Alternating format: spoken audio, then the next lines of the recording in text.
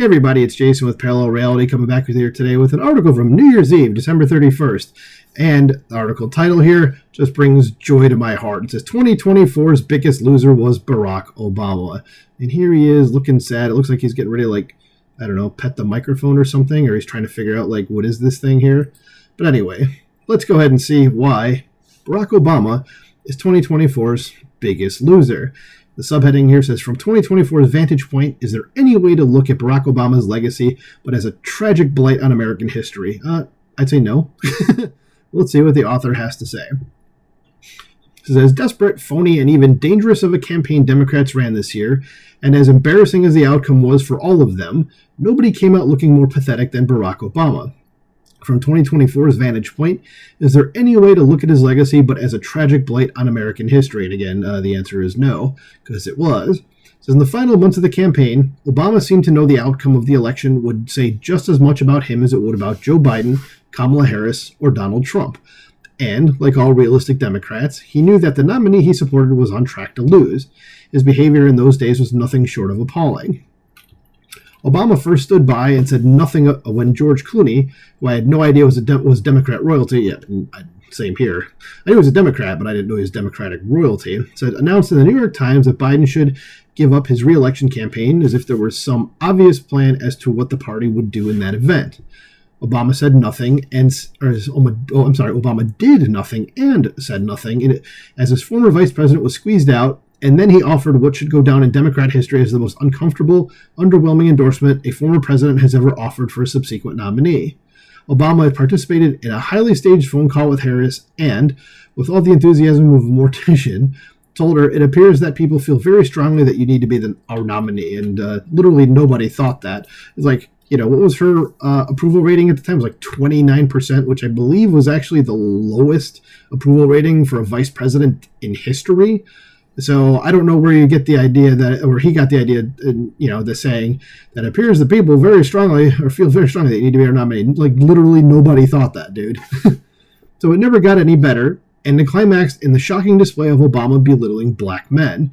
Because he shared their race somewhat, because remember, Obama is only half black, Obama felt they should do as he said. You're coming up with all kinds of reasons and excuses, he told them to their faces with his arms crossed and brow furrowed. Yes, we made the great Lightbringer upset. Oh no. He said, I've got a problem with that because part of it makes me think, and I'm speaking to men directly now, part of it makes me think that, well, you just aren't feeling the idea of having a woman as president. So he goes right to the sexism thing, and people wonder why folks on the right think of Obama as the most divisive president in American history, at least modern American history for sure. So it says, Obama literally wagged his finger to tell these grown men, that's not acceptable, there shouldn't even be a question. It says, if that weren't crazed enough, he then trotted out wife Michelle to further nag male voters. So fellas, she said at a rally in Michigan, before you cast your votes, ask yourselves what side of history do you want to be on? So we're going to need to be on the right side of history here. Well, the right side of history was Trump winning. So, hate to break it to you.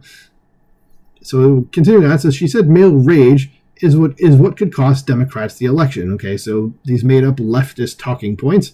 So if we don't get this election right, she nagged, your wife, your daughter, your mother, we as women will become collateral damage to your rage. So are you men prepared to look into the eyes of the women and children you love and tell them that you supported this assault on our safety? Absolutely none of that is happening.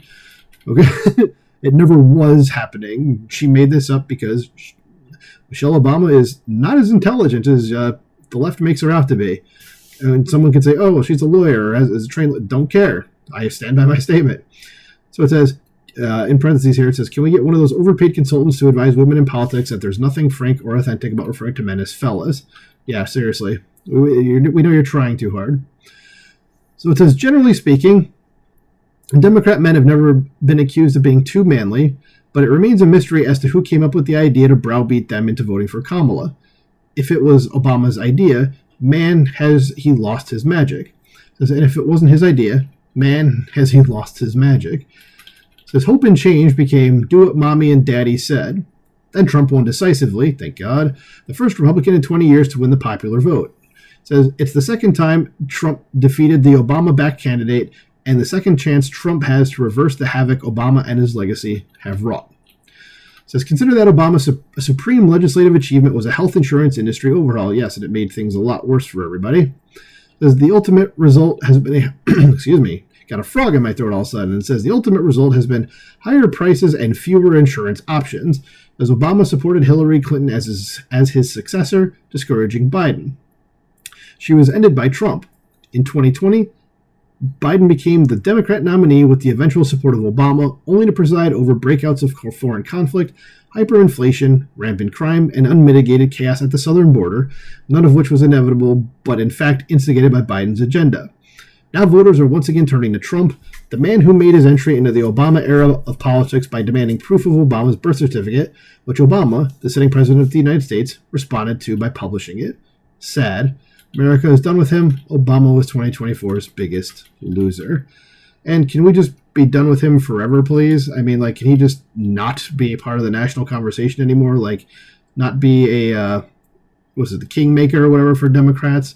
Just, let's leave it as Trump put an end to what? The Bushes, the Clintons, the Obamas, the Bidens, the whole legacy. So can we just be done with this guy, please? I mean, he's one of the most, like I said at the very beginning, one of the most divisive presidents we've ever had, if not the most divisive, and certainly in the modern era. So let's just be done with him and move forward. Let me know what you think about this in the comments below. Do you think Barack Obama was 2024's biggest loser? If you think it's someone else, let me know. Like, share, subscribe, and I'll talk to you soon. Bye.